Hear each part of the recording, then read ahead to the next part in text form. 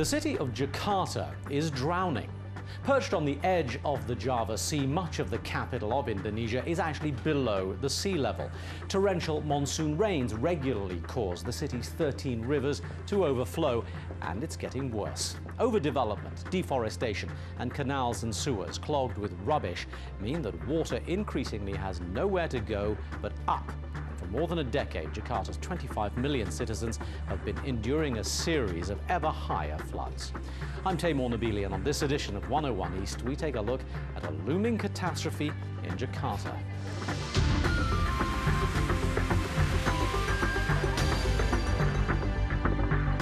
Last year, in Jakarta's worst flood in 3 centuries, 54 people died and $1 billion was lost.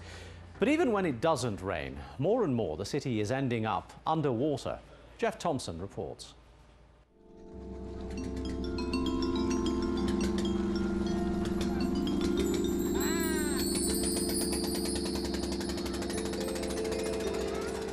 These days, few people think of Jakarta as a seaside city. But for more than 500 years, that's exactly what it's been. It was known as Sunda Kelapa back in the 16th century. These days, that name only refers to this small old port on the city's northern fringe. This area is known as the Old City, and it was from here that Greater Jakarta marched south, east and west to become a city of 25 million people. And under the weight of all that, Indonesia's capital is quite literally sinking. And unless drastic action is taken, where I'm standing now will be under the sea within 20 years. And it's got nothing to do with climate change.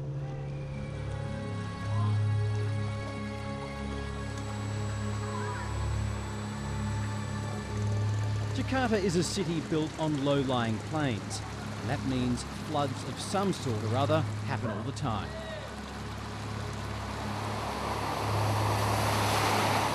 Even so, when the monsoon rains fell in February last year, Jakartans were not expecting the worst flood for 3 centuries.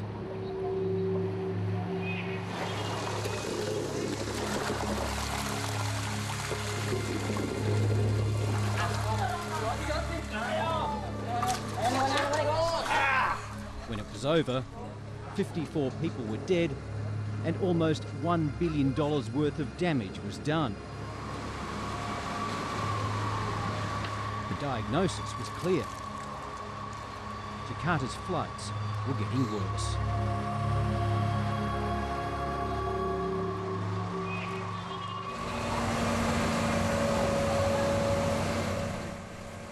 To find out why this is happening, you've got to dig around in the sludge of the city's filthy waterways.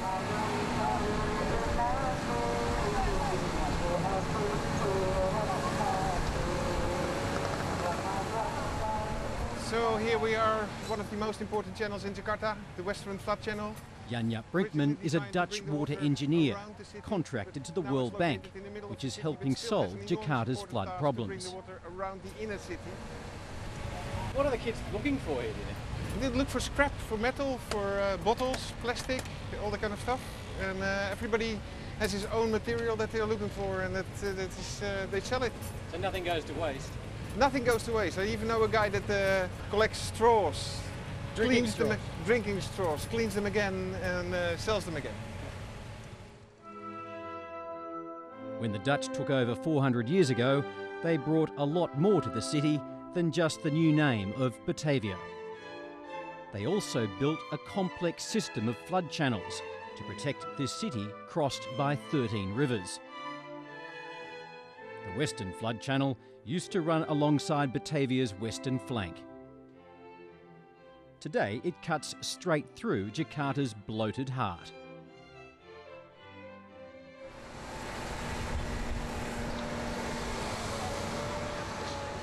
Because the city's residents dump their garbage into them, the canals need constant maintenance. But for 25 years, there's only been haphazard dredging. And this is dredging we're seeing behind us? This is dredging, yeah, that's very important. The capacity of this channel reduced a lot About 50 to 80% of the capacity is gone because of the sediments and the solid waste. So it's now, this channel is now operating at only about 20% capacity. That's true, and that translates to a flood one every 50 years to now one every 2 years, one every 5 years. Indonesia has turned to its former colonisers to help solve its water problems. Hardly surprising, given that 70% of Holland is below sea level. Dutch engineers built this massive floodgate 90 years ago. It was placed in 1919 after the first big flood was transported safely by this channel, the channel that starts from this gate to the sea. It's not a new problem. It's not a new problem at all. And this channel, although it was built in 1920, still is very important to keep the inner city of Jakarta safe. Jakarta is surrounded by hills, but the chronic pollution means you don't see them from the city except on the clearest of days. In recent years, trees have made way for the rampant development of holiday villas.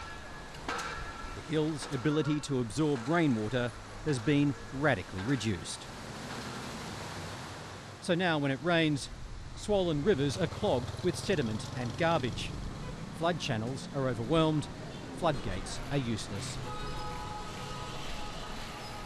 During very high rainfall in the mountains and the large floods, the water comes up to here and rushes into the city and rushes into that side of the city. And the whole area here gets flooded, and the whole inner city gets flooded too. It is the poor living in the slums alongside Jakarta's waterways who are most vulnerable. Flooding is a phenomenon that really pounds the poor. They are the people that live next to the river embankments. They are the people that live on the coastal areas. They are the squatters living next to the canals, etc. So they really suffer the most. Because it's all full of rubbish. It's called sludge. Honju Ham leads the World Bank team, providing $150 million in loans to help fix Jakarta's flood channels. Well, I told you there were two reasons why the flooding is occurring. One is because of urban development. The second is because too much rubbish in the canals. Now look at this canal here. Flooding does not distinguish between wealth. And you have more and more middle-class people that are affected. And in fact, the richest of the rich, the most powerful person in Indonesia, the president himself gets affected by flooding. In the way we commute to the office, the roads all get flooded. The rich with their Mercedes-Benz are still going to be dramatically affected by the floods. You're immobilized in Jakarta when the floods occur.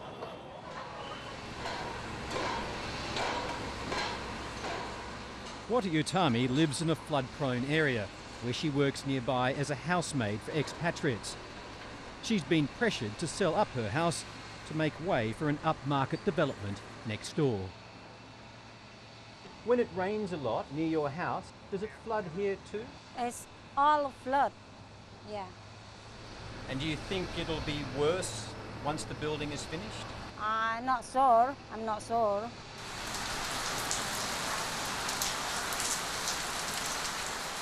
This development is an example of the way Jakarta's elites are avoiding the city's water problems.